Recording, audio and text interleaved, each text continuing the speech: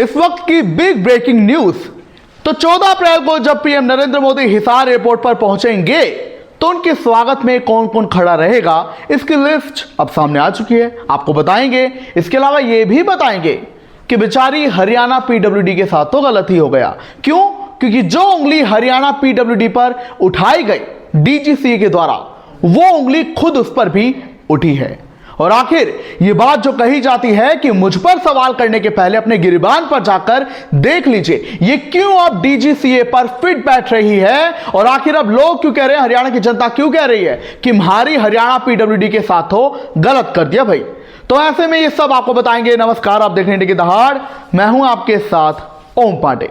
तो देखिए 14 अप्रैल को हिसार एयरपोर्ट पर जो है अयोध्या के लिए जो फ्लाइट उड़ेगी, जो आपको सिर्फ 2 घंटे में अयोध्या हरियाणा के हिसार से पहुंचा देगी, उसका उद्घाटन करने के लिए, उस फ्लाइट को हरी झंडी दिखाने के लिए पीएम नरेंद्र मोदी खुद आ रहे हैं। और उनका स्वागत हिसार एयरपोर्ट पर पहुंचने में कौन करेगा वो आपको बता देते हैं। वो लिस्ट सामने आ गई है। हाँ, ये लिस्ट बीजेपी के कार्यकर्ताओं ने, बीजेपी के किसी प्रभारी ने नहीं जारी की है, ये वन विभाग की ओर से जारी की गई है।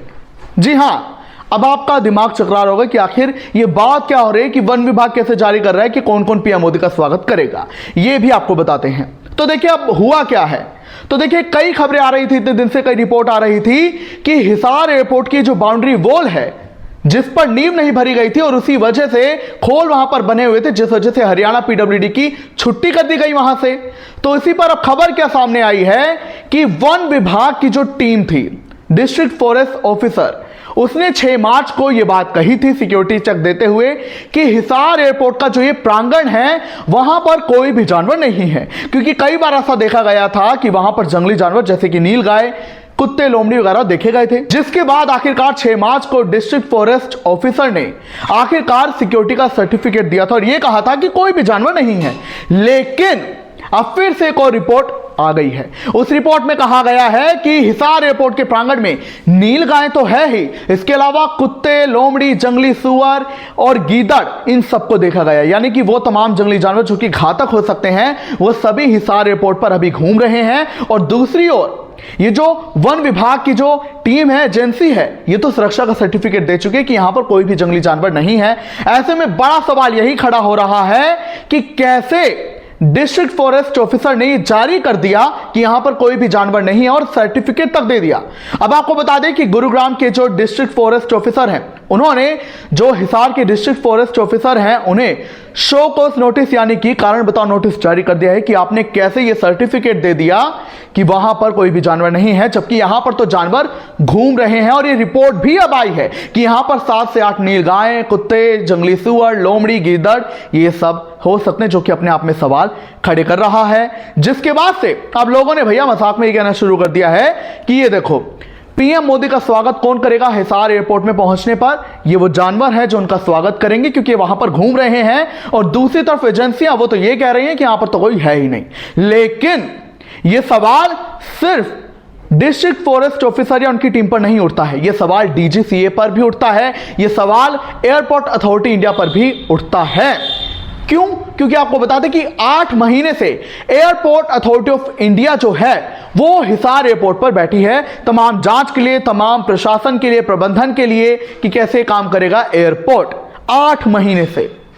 तो ऐसे में सवाल ये कि कैसे डिस्ट्रिक्ट फॉरेस्ट ऑफिसर ने ये सुरक्षा सर्टिफिकेट दे दिया, वो यहां पर क्या कर रहे थे? और दूसरी बड़ी बात कि जब इसका निर्माण हो रहा था तो एयरपोर्ट अथॉरिटी ऑफ इंडिया ने जो है इस पर पहले क्यों नहीं सवाल उठाई, ये शिकायत पहले क्यों नहीं आई कि ये बाउंड्री वॉल के नीचे खोल बना हुआ है जिससे जानवर एयरपोर्ट परिसर में दाखिल हो रहे हैं। और इससे भी बड़ा सवाल डीजीसीए पर उठता है कि उन्होंने लाइसेंस कैसे दे दिया। क्योंकि लाइसेंस जब किसी एयरपोर्ट को मिलता है तो कई मानकों के तहत मिलता है, जिनमें से सबसे बड़ा मानक सुरक्षा ही है। जी हां, जो लाइसेंस देती है एयरपोर्ट अथॉरिटी ऑफ इंडिया, इसके अलावा डीजीसीए, वो ये देखते हैं कि एयरपोर्ट कितना बड़ा है, इसके अलावा यहां पर सुरक्षा व्यवस्था कैसी है और यहां पर इंतजाम कैसे हैं, क्या कुछ यहां पर फ्लाइट्स ऑपरेशनल होनी चाहिए। ये सब देखने के बाद ही, परखने के बाद ही, इन मानकों को पूरा करने के बाद ही डीजीसीए लाइसेंस देता है। तो ऐसे में सबसे बड़ा मानक जो होता है सुरक्षा का, इस पर डीजीसीए ने ध्यान कैसे नहीं दिया कि यहां पर जो बाउंड्री वॉल के नीचे छेद है इससे जानवर आ रहे हैं, तो बिना इस काम को पूरा किए बिना डीजीसी ने लाइसेंस कैसे दे दिया?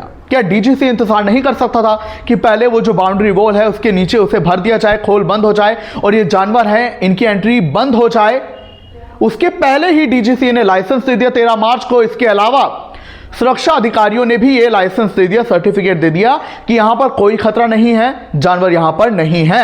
कितनों पर सवाल उठता है अब आप खुद पता लगा लीजिए कि 8 महीने से airport authority of India airport पर बैठी है। इसका सारा मेंटेनेंस और इनकी जो सैलरीज वगैरह हैं ये सभी हरियाणा सरकार वहन कर रही है। इसके अलावा जो है यहाँ पर अधिकतर कर्मचारी जो हैं और अधिकारी हैं वो कॉन्ट्रैक्ट बेसिस पर हैं। तो ऐसे में बात ये भी सूत्रों के हवाले से सामने आ रही है कि अभी तक इतनी लापरवाही क्यों सामने आई है, क्योंकि इन्होंने कोई भी ठोस कदम उठाने के बारे में भी नहीं सोचा, ये गैर जिम्मेदार बने हुए हैं। तो ऐसे में अब यहाँ पर कई सवाल खड़े होते हैं कि डीजीसी ने लाइसेंस कैसे दे दिया जबकि अभी तक सुरक्षा मानक पूरा नहीं हुआ, उसके पहले ही लाइसेंस दे दिया गया। दूसरा, इस पर ध्यान क्यों नहीं दिया गया? और अब यहां पर यह भी बात कह रहे कि डीजीसीए ने हरियाणा पीडब्ल्यूडी की तो छुट्टी कर दी, ये कहकर उसे ब्लैकलिस्ट कर दिया कि आपने यहां पर ढंग से काम नहीं कराया है, प्रबंधन आपने बेकार किया है, तो आपकी छुट्टी। तो ऐसे में डीजीसी ने जो यहां पर बिना सुरक्षा मानक को देखे हुए लाइसेंस दिया, उस पर भी सवाल खड़ा होता है, एक उंगली डीजीसी पर भी उठती है। क्या कुछ आप कहेंगे, हमें जरूर बताएं।